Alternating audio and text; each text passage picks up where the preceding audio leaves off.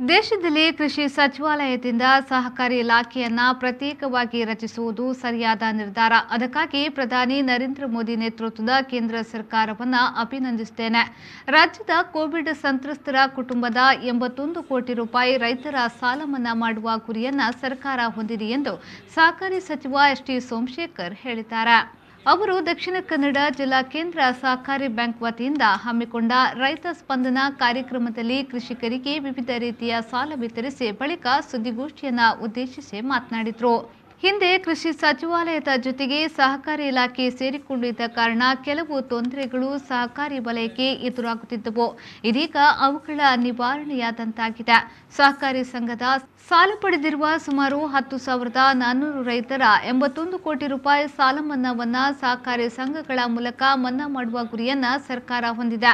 ಈ ನಿಟ್ಟಿನಲ್ಲಿ ಅವಿಭಜಿತ ದಕ್ಷಿಣ ಕನ್ನಡ ಜಿಲ್ಲೆಯಲ್ಲೇ 154 ಕೋವಿಡ್ ಸಂತ್ರಸ್ತರಿಗೆ ತಲಾ 1 ಲಕ್ಷ ರೂಪಾಯಿಗಳ ಸಾಲ ಮನ್ನಾ ಮಾಡುವ ಮೂಲಕ ರಾಜ್ಯದಲ್ಲೇ ಪ್ರಥಮವಾಗಿ ಮಾದರಿ ಕಾರ್ಯಕ್ರಮ ಮಾಡಿದ್ದಾರೆ ಎಂದು ಸಚಿವ ಸೋಮಶೇಖರ್ ಹೇಳಿದರು.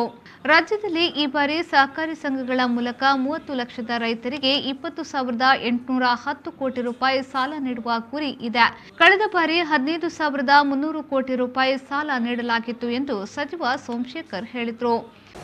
ಈ ವರ್ಷ ಮುಖ್ಯಮಂತ್ರಿಗಳ ಅಧ್ಯಕ್ಷತೆಯಲ್ಲಿ ಸುಮಾರು 20,810 ಕೋಟಿ ಟಾರ್ಗೆಟ್ ಅನ್ನು ಕೊಟ್ಟಿದ್ದೇವೆ. ಸುಮಾರು 30 ಲಕ್ಷ ರೈತರಿಗೆ ಅಷ್ಟನ್ನ ಕಂಪ್ಲೀಟ್ ಮಾಡಬೇಕು ಅಂತೇಳಿ ಎಲ್ಲ ಡಿಸಿಸಿ ಬ್ಯಾಂಕ್ಗಳಿಗೂ ಕೂಡ ವಿಸಿಟ್ ಮಾಡಿ ಸಾಲವನ್ನು ಕೊಡ್ತಕ್ಕಂಥದ್ದಕ್ಕೆ ಚಾಲನೆ ಮಾಡ್ತಾ ಇದ್ದೇವೆ. ಕೋವಿಡ್-19 ಯಾರು ಅದಕ್ಕೆ ಬಲಿಯಾಗಿದ್ದಾರೆ ಸುಮಾರು 10,000 ಮೇಲ್ಪಟ್ಟು ಅಪೆಕ್ಸ್ ಬ್ಯಾಂಕ್, ಡಿಸಿಸಿ ಬ್ಯಾಂಕ್ ಮತ್ತು ಫ್ಯಾಕ್ಸ್ ಇಂದ ಸಾಲ ಪಡೆದಿರ್ತಾರೆ. ಸಾಲ ಪಡೆದು ಅವರು ಕುಟುಂಬ ಮುಕ್ತರಾಗಿದ್ದಾರೆ. ಅವರೆಲ್ಲರಿಗೂ ಕೂಡ ಅದು ಸಾಲ ಸುಮಾರು 81 ಕೋಟಿ ಸಾಲ ಪಡೆದಿರ್ತಕ್ಕಂಥದ್ದು.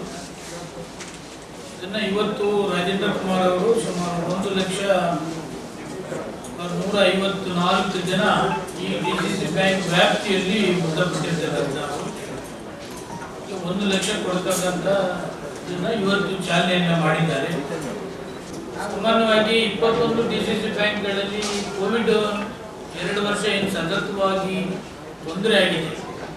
ಆದರೂ ಕೂಡ ಯಾರು ಸಾಲ ಪಡೆದಿರ್ತಾರೋ ಅವರು 90-95% ರಿಕವರಿನೂ ಕೂಡ ಆಗ್ತಾರೆ. ಯಾಕೆಂದ್ರೆ ಎಲ್ಲ ಡಿಸಿಸಿ ಬ್ಯಾಂಕನ್ನು ಕೂಡ ರಿವ್ಯೂ ಮಾಡಿದ್ದೇವೆ. ಯಾರ್ಯಾರು ರೈತರು ಸಾಲ ಕೇಳ್ತಾರೆ ಅವರ ಅನುಕೂಲಕ್ಕೆ ತಕ್ಕಂತೆ ಅಷ್ಟು ಸಾಲವನ್ನು ಒದಗಿಸ್ತಕ್ಕಂಥದ್ದಕ್ಕೆ ಮೊದಲನೇದು ಡಿಸಿಸಿ ಬ್ಯಾಂಕ್ ಮಂಗಳೂರು ಪ್ರಥಮ ಸ್ಥಾನದಲ್ಲಿದೆ. ಇದಕ್ಕೆ ಸಹಕಾರ ಸಚಿವನಾಗಿ ನಾನು ರಾಜೇಂದ್ರ ಕುಮಾರ್ ಮತ್ತು ಅವರ ಟೀಮ್ ನಿರ್ದೇಶಕರು ಮತ್ತು ಎಂಟೈರ್ ಸ್ಟಾಫ್ಗಳು ಮತ್ತು ಅವರ ವ್ಯಾಪ್ತಿಯಲ್ಲಿ ಬರ್ತಕ್ಕಂಥ ಫ್ಯಾಕ್ಸ್ಗಳು ಅವೆಲ್ಲರಿಗೂ ಕೂಡ ನಾನು ಅಭಿನಂದನೆಯನ್ನು ಈ ಸಂದರ್ಭದಲ್ಲಿ ಹೇಳ್ತೇನೆ. ಈ ಸಂದರ್ಭದಲ್ಲಿ ಎಸ್ಸಿಡಿಸಿಸಿ ಬ್ಯಾಂಕ್ನ ಅಧ್ಯಕ್ಷರಾದ doctor M N Rajendra Kumar ಹಾಗೂ ಇತರ ನಿರ್ದೇಶಕರು ಉಪಸ್ಥಿತರಿದ್ದರು.